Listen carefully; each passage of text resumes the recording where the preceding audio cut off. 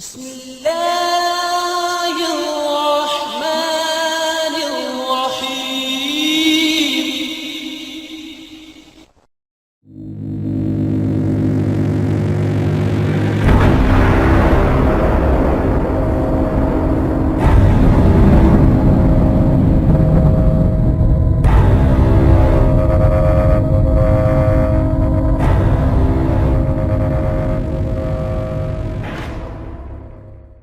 إن المسلمين والمسلمات والمؤمنين والمؤمنات والقانتين والقانتات والصادقين والصادقات والصابرين والصابرات والخاشعين والخاشعات والمتصدقين والمتصدقات والصائمين والصائمات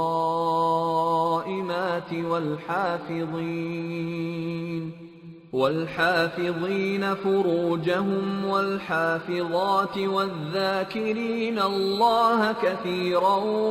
والذاكرات أعد الله لهم مغفرة وأجرا عظيما. جو لوگ اللہ کے آگے سر اطاعت خم کرنے والے ہیں، یعنی مسلمان مرد اور مسلمان عورتیں اور مومن مرد اور مومن عورتیں اور فرما بردار مرد اور فرما بردار عورتیں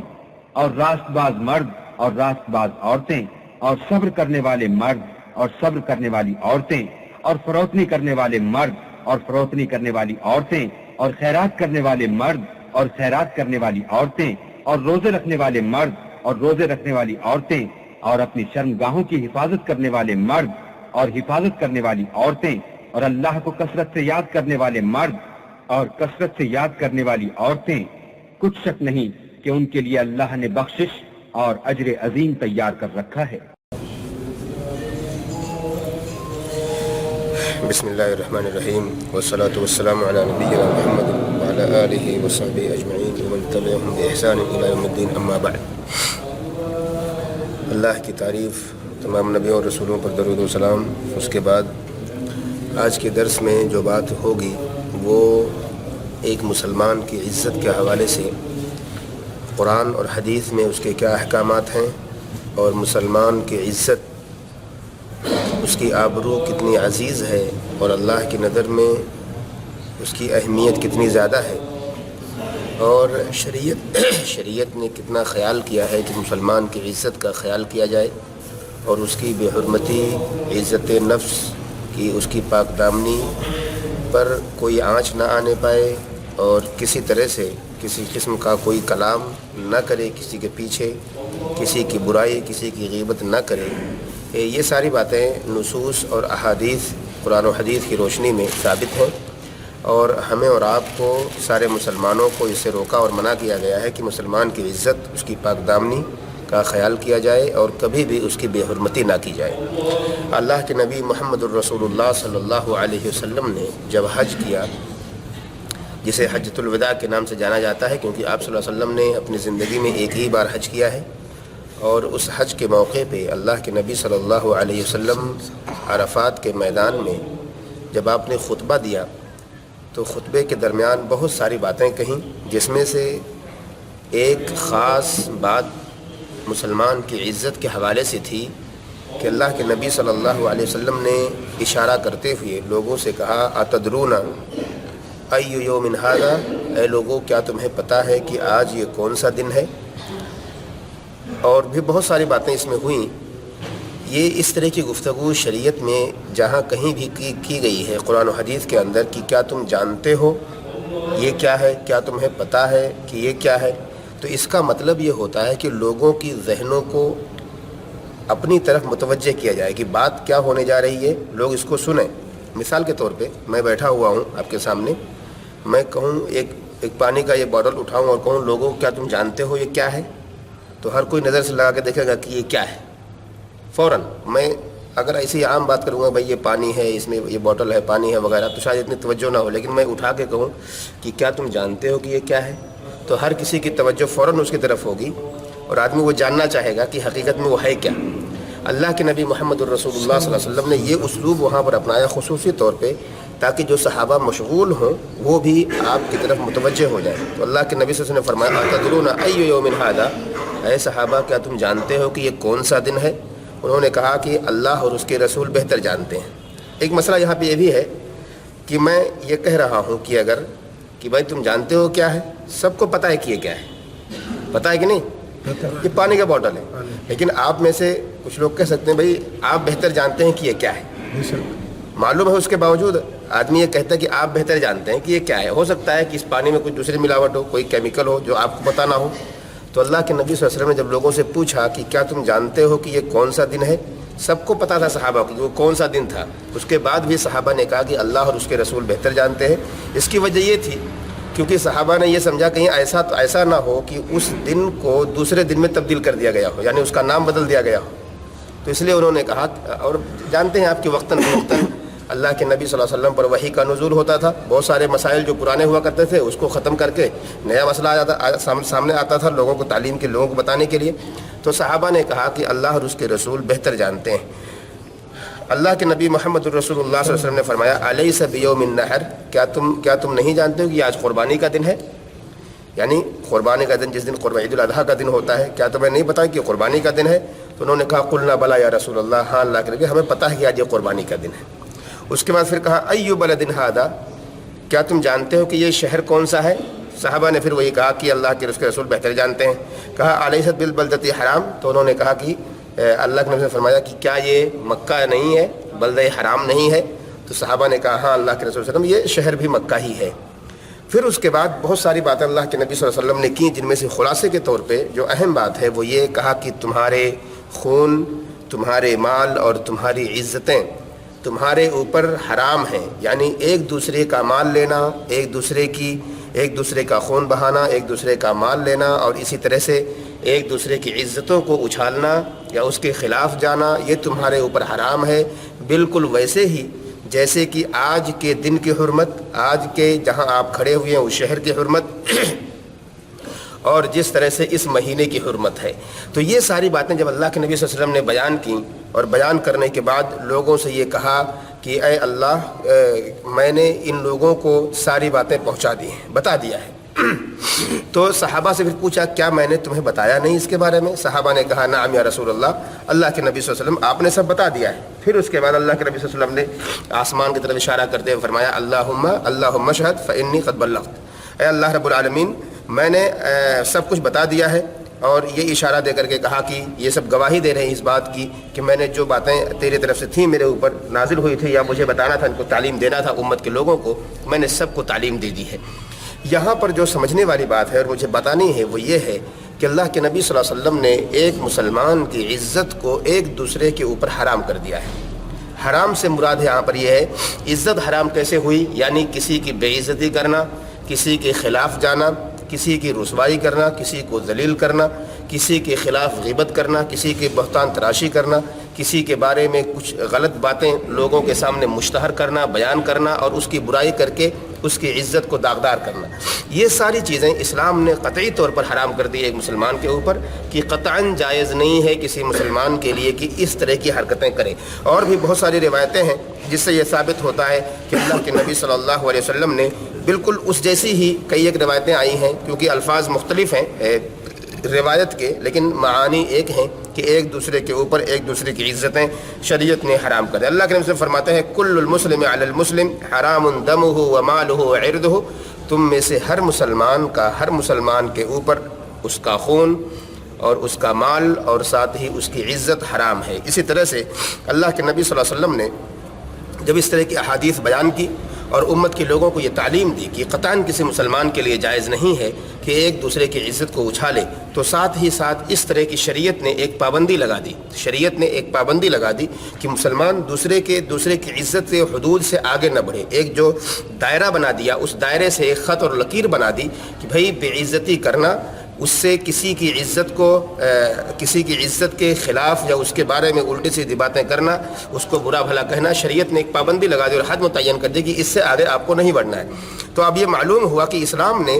جب یہ سارے حدود لگا دیے ہیں تو اس کے پیچھے خاص مقصد ہے. وہ مقصد کیا ہے؟ تاکہ ایک مسلمان کی عزت کی حفاظت ہو سکے، اس کی عصمت کی حفاظت ہو سکے، اس کی برائی یا اس کی غیبت نہ ہو سکے، اس کے بارے میں الٹی سیدھی باتیں لوگوں کے سامنے نہ آ سکیں، اور کوئی بھی یہ جرات کر کے آگے نہ بڑھ سکے کہ قطعی طور پر اس کے اندر یہ جرات پیدا ہو جائے کہ وہ اس کی عزت کو داغدار کرنے کے لیے پھر وہ آگے بڑھے اور کچھ حرام کام کر دے. اسی طرح سے ایک مسلمان کے لیے شریعت نے پیغام دیا کہ من قتل دون اہلہ فہو شہید. کوئی مسلمان اگر اپنی اہل کے بدلے میں قتل کر دیا جائے، یعنی اس کی عزت کو بچاتے ہوئے قتل کر دیا جائے، تو بھی شہید ہے. اور ہمارے یہاں یہ بہت طرح کی پریشانیاں ہوتی ہیں. ہمارے یہاں بہت سارے طرح کے مسائل ہوتے ہیں. وہ مسائل اس طرح کے ہوتے ہیں کہ یعنی بہت سارے ایسے غنڈے اور موالی قسم کے لوگ ہوتے ہیں جو ہماری ماؤں اور بہنوں کی عزتوں کو داغدار کرتے ہیں. چلتے پھرتے راستے میں کڈنیپ کر لیے. کبھی ایسا ہوتا ہے کہ ان کے گھروں میں داخل ہو کر کے باہر سے دروازے بند کر دیے اور باہر سے کچھ لوگ اس کی حفاظت کے لیے کھڑے ہو جاتے ہیں اور اندر ان کی عزتوں کے ساتھ کھلواڑ کرتے ہیں.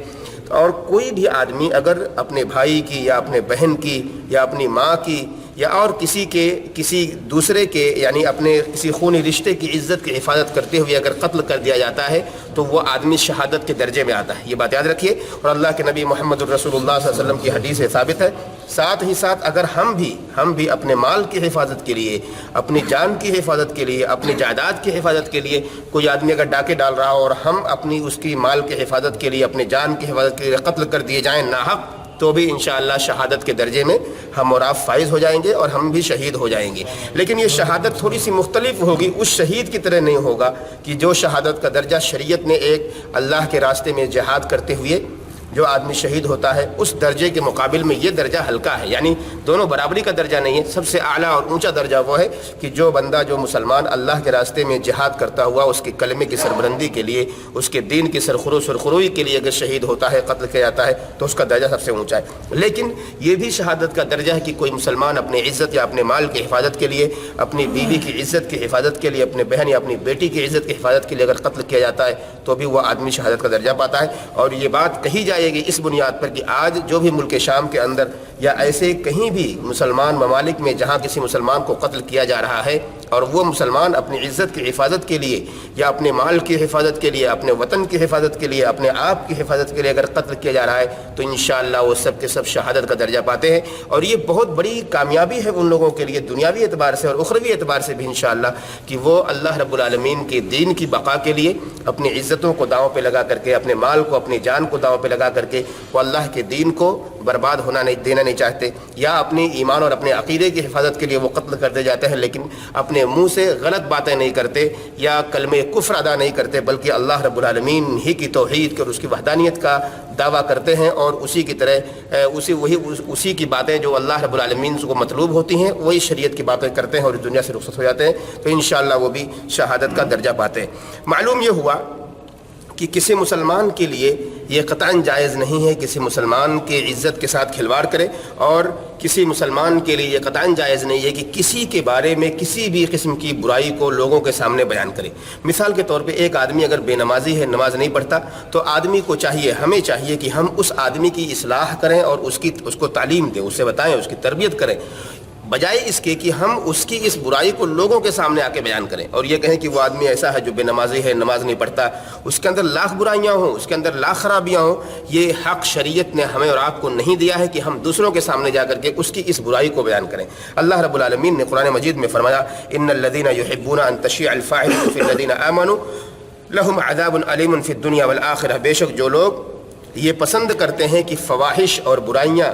خرابیاں جو آج معاشرے کے اندر ہیں وہ خرابیاں عام ہو جائیں، وہ برائیاں عام ہو جائیں اور پھیل جائے، دنیا بھر کے خرافات امت کے اندر آ جائے، جو لوگ اس بات کو پسند کرتے ہیں کہ ایسا ہو جائے، تو ایسے لوگ ہیں جن کے لیے اللہ رب العالمین نے شدید عذاب تیار کر رکھا ہے. بڑا سخت قسم کا عذاب اللہ رب العالمین نے ان کے لیے تیار کیا ہوا ہے. اسی طرح سے وہ لوگ جو لوگوں کی عزتوں پر کلام کرتے ہیں، جو لوگوں کی بے عزتی کرتے ہیں، ان کو رسوا کرتے ہیں، محفلوں میں ہوں یا غیر محفلوں میں ہوں، اس کے سامنے ہوں یا اس کے پیچھے ہوں، شریعت نے کتنی بڑی وعید بیان کی ہے اور کتنی برائی بیان کی ہے ایسے لوگوں کی جو ایسی حرکتیں کرتے ہیں. اللہ رب العالمین نے فرمایا ان الذین یرمون المحصنات